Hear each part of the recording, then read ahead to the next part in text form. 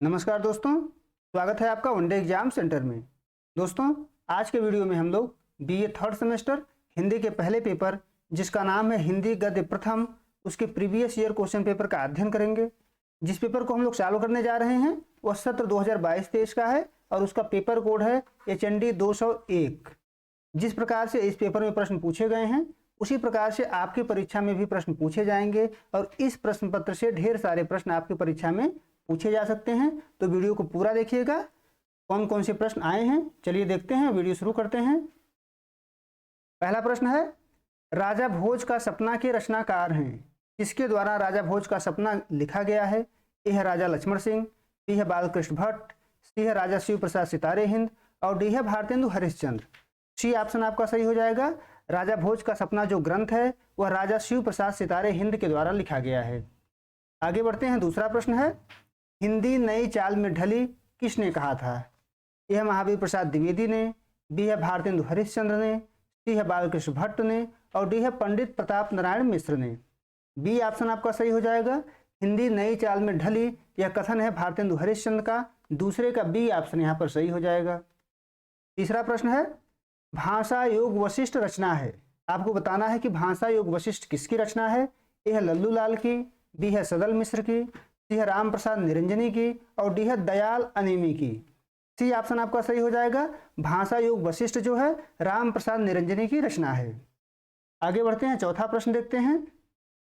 चौथा प्रश्न है, आधुनिक हिंदी गद्य का प्रवर्तन माना जाता है। यानी आपको बताना है कि किसको आधुनिक हिंदी गद्य का प्रवर्तक माना जाता है। ए है प्रताप नारायण मिश्र को, बी है महावीर प्रसाद द्विवेदी को, सी है बालकृष्ण भट्ट को और डी है भारतेंदु हरिश्चंद्र को। डी ऑप्शन आपका सही हो जाएगा। भारतेंदु हरिश्चंद्र को आधुनिक हिंदी गद्य का प्रवर्तक माना जाता है। आगे बढ़ते हैं। पांचवा प्रश्न देखते हैं। हमारे मत में हिंदी और उर्दू दो बोली न्यारी न्यारी हैं, उक्त कथन है। आपको बताना है कि यह कथन किसके द्वारा कहा गया है। ए है भारतेंदु हरिश्चंद्र के द्वारा, बी है राजा लक्ष्मण सिंह के द्वारा, सी है राजा शिव प्रसाद सितारे हिंद के द्वारा और डी है सदल मिश्र के द्वारा। बी ऑप्शन आपका सही हो जाएगा। यह जो कथन है राजा लक्ष्मण सिंह के द्वारा कहा गया है। छठा प्रश्न है, जॉन गिलक्राइस्ट हिंदी भाषा के लिए किस लिपि के पक्षपाती थे? ए है फारसी लिपि, बी है रोमन लिपि के, सी है गुरमुखी लिपि के और डी है देवनागरी लिपि के। ए ऑप्शन आपका सही हो जाएगा। जॉन गिलक्राइस्ट जो थे हिंदी भाषा के लिए फारसी लिपि के पक्षपाती थे। सातवां प्रश्न है, फोर्ट विलियम कॉलेज की स्थापना हुई थी। आपको बताना है कब हुई थी।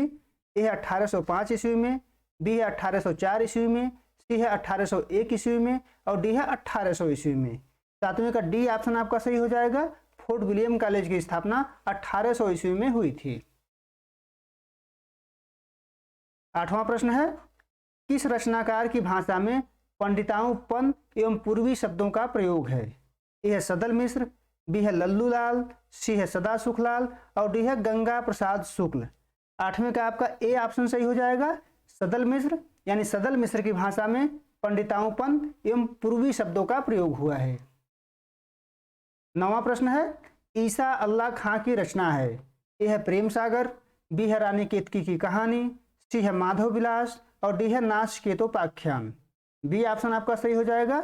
रानी केतकी की कहानी ईसा अल्लाह खां की रचना है।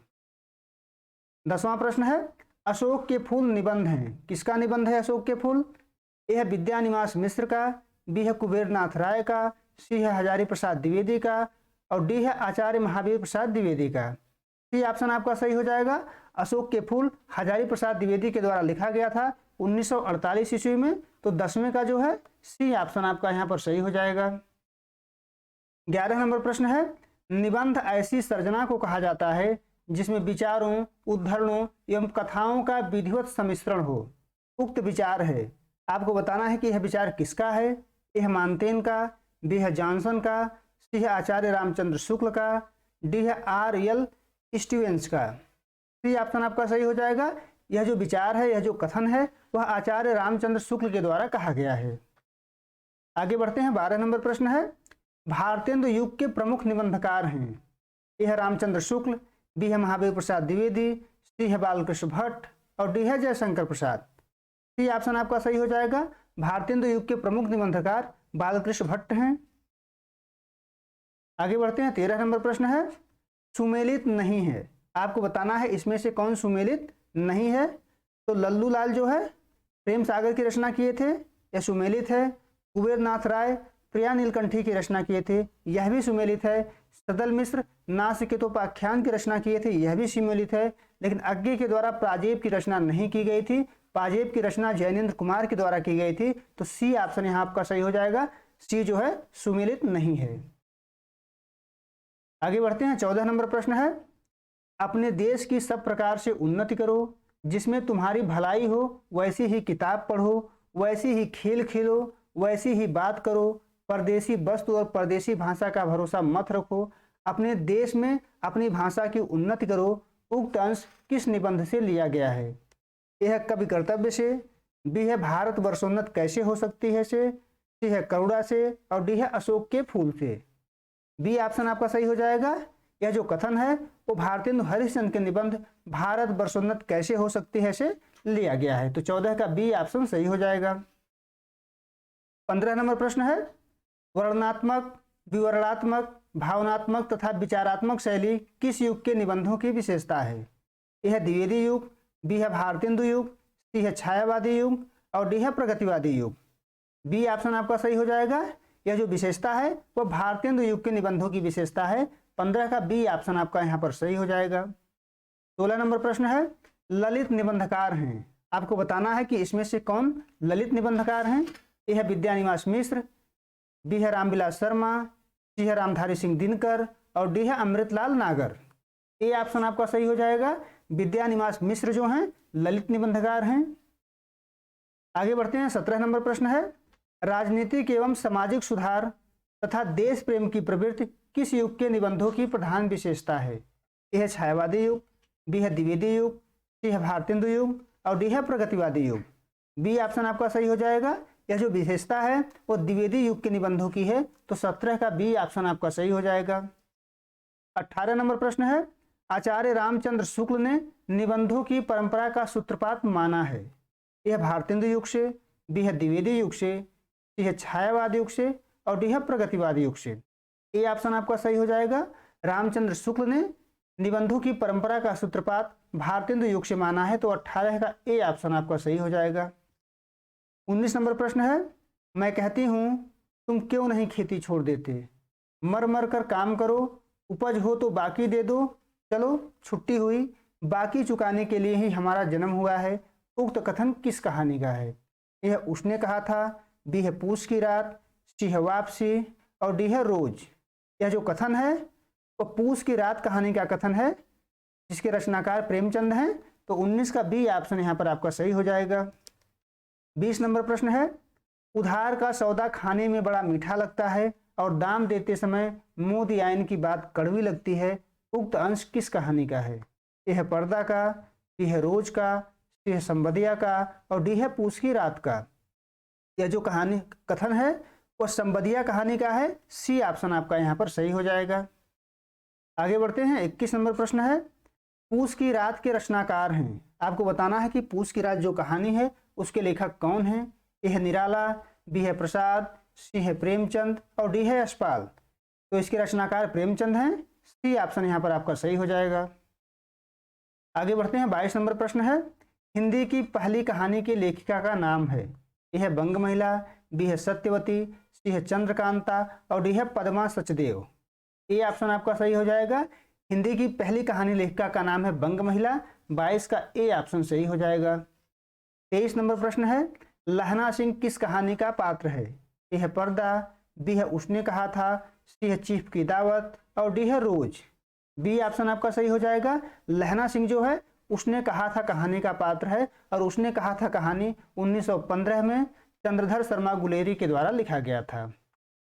आगे बढ़ते हैं, 24 नंबर प्रश्न है वह पत्नी एवं बच्चों के लिए केवल धनोपार्जन के निमित्त मात्र है। उक्त कथन किस कहानी का है?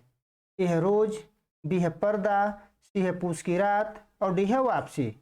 24 का आपका डी ऑप्शन सही हो जाएगा। यह जो कथन है यह वापसी कहानी की है, और वापसी कहानी की रचना उषा प्रियंवदा के द्वारा किया गया था। आगे बढ़ते हैं, 25 नंबर प्रश्न है चोर से ज्यादा फिक्र थी आबरू की। उक्त कथन किस कहानी का है? ए है संवदिया, बी है पर्दा, सी है रोज और डी है वापसी। बी ऑप्शन आपका सही हो जाएगा। यह जो कथन है वह पर्दा कहानी से लिया गया है और पर्दा कहानी के लेखक हैं यशपाल। 25 का बी ऑप्शन आपका सही हो जाएगा। 26 नंबर प्रश्न है, मालती किस कहानी की पात्र है? मालती जो है किस कहानी की पात्र है आपको बताना है। ए है उसने कहा था, बी है पर्दा, सी है रोज और डी है पूस की रात। सी ऑप्शन आपका सही हो जाएगा। मालती जो है रोज कहानी की पात्र है और रोज कहानी अज्ञे के द्वारा लिखा गया है। 27 नंबर प्रश्न है, संबदिया किस विधा में रचित है? ए है उपन्यास, बी है कहानी, सी है संस्मरण और डी है यात्रावृत्त। बी ऑप्शन आपका सही हो जाएगा। संबदिया जो है कहानी विधा में लिखी गई है और यह कहानी फणीश्वर नाथ रेणु के द्वारा लिखा गया है। आगे बढ़ते हैं। 28 नंबर प्रश्न है, हिंदी की पहली कहानी है। आपको बताना है कि हिंदी की पहली कहानी कौन सी है। यह है इंदुमती, बी है गुलबहार, सी है रक्षाबंधन और डी है पंच परमेश्वर। ए ऑप्शन आपका सही हो जाएगा। हिंदी की पहली कहानी इंदुमती है जिसकी रचना किशोरी लाल गोस्वामी के द्वारा 1900 ईस्वी में की गई थी। आगे बढ़ते हैं। 29 नंबर प्रश्न है, वापसी कहानी है। आपको बताना है वापसी कहानी किसकी है। ए है प्रेमचंद की, बी है उषा प्रेमवदा की, सी है यशपाल की और डी है प्रभा खेतान की। बी ऑप्शन सही हो जाएगा। वापसी कहानी उषा प्रेमवदा के द्वारा लिखा गया है। 30 नंबर प्रश्न है, कर्मभूमि उपन्यास का पात्र नहीं है। ए है सकीना, बी है रेणुका देवी, सी है नैना और डी है जोहरा। डी ऑप्शन आपका सही हो जाएगा। जोहरा जो है कर्मभूमि उपन्यास की पात्र नहीं है। बाकी तीनों पात्र सकीना, रेणुका देवी और नैना कर्मभूमि उपन्यास के ही पात्र हैं। तीनों पात्रों के नाम आपको याद रखने हैं। आगे बढ़ते हैं। 31 नंबर प्रश्न है, पुरुषार्थहीन मनुष्यों की तरह कहने लगे मुझे धन की जरूरत नहीं। कौन है जिसे धन की जरूरत नहीं? साधु सन्यासी तक तो पैसों पर प्राण देते हैं, धन बड़े पुरुषार्थ से मिलता है। उक्त कथन कर्मभूमि उपन्यास के किस पात्र का है? ए है अमरकांत, बी है समरकांत, सी है सलीम और डी है शांति कुमार। यह जो कथन है समरकांत के द्वारा कहा गया है, तो 31 का बी ऑप्शन यहाँ पर आपका सही हो जाएगा। आगे बढ़ते हैं। 32 नंबर प्रश्न है, वजीरा सिंह किस कहानी का पात्र है? यह संवदिया, बी है वापसी, सी है उसने कहा था, डी है रोज। सी ऑप्शन आपका सही हो जाएगा। वजीरा सिंह जो है उसने कहा था कहानी का पात्र है। 33 नंबर प्रश्न है, प्रेमचंद के कर्मभूमि उपन्यास में समस्या वर्णित नहीं है। आपको बताना है कि इसमें से कौन सी समस्या प्रेमचंद के कर्मभूमि उपन्यास में नहीं है। यह किसान समस्या, बी है स्वाधीनता संघर्ष की समस्या, सी है बेमेल विवाह की समस्या और डी है अत्याचार एवं शोषण की समस्या। तो सी ऑप्शन आपका सही हो जाएगा। प्रेमचंद के कर्मभूमि उपन्यास में बेमेल विवाह की समस्या को नहीं दिखाया गया है। 33 का सी ऑप्शन सही हो जाएगा। 34 नंबर प्रश्न है, जिन गरीबों को अब तक तुम कुचलते आए हो वे ही अब सांप बनकर तुम्हारे पैरों में लिपट जाएंगे, क्योंकि अब तक वे लोग उनसे रियायत मांगते थे, अब अपना हक मांगते हैं। उक्त कथन कर्मभूमि उपन्यास के किस पात्र का है? यह सुखदा, बी है समरकांत का, सी है अमरकांत का और डी है सकीना का। यह जो कथन है सुखदा का है, तो 34 का ए ऑप्शन यहाँ पर सही हो जाएगा। आगे बढ़ते हैं। 35 नंबर प्रश्न है, कर्मभूमि उपन्यास का रचना काल है। आपको बताना है कि किस सन में कर्मभूमि उपन्यास की रचना हुई थी। ए है 1931 में, बी है 1932 में, सी है 1936 में और डी है 1935 में। बी ऑप्शन आपका सही हो जाएगा। कर्मभूमि उपन्यास 1932 ईस्वी में लिखा गया था। आगे बढ़ते हैं। 36 नंबर प्रश्न है, अमरकांत के पिता का नाम है। ए है रमाकांत, बी है निखिलकांत, सी है उमाकांत और डी है समरकांत। डी ऑप्शन आपका सही हो जाएगा। अमरकांत के पिता का नाम समरकांत है, तो 36 का डी ऑप्शन आपका सही हो जाएगा। 37 नंबर प्रश्न है, प्रेमचंद मंदिरों में अछूतों का प्रवेश निषेध संबंधी प्रश्नों को उठाते हैं। यह सेवा सदन में, बी है कर्मभूमि में, सी है गबन में और डी है प्रेमाश्रम में। बी ऑप्शन आपका सही हो जाएगा।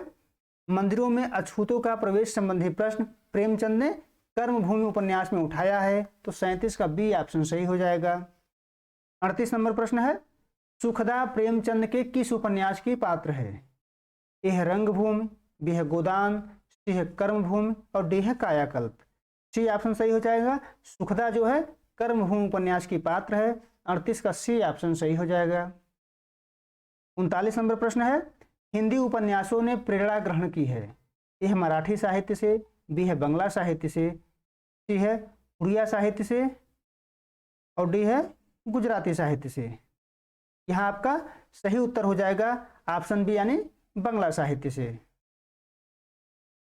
आगे बढ़ते हैं। 40 नंबर प्रश्न है, अयारी, तिलस्मी और जासूसी प्रवृत्ति किस काल के उपन्यासों की विशेषता है। यह है प्रेमचंद पूर्व हिंदी उपन्यासों की, बी है प्रेमचंद युगीन हिंदी उपन्यासों की, सी है प्रेमचंदोत्तर हिंदी उपन्यासों की और डी है इनमें से कोई नहीं।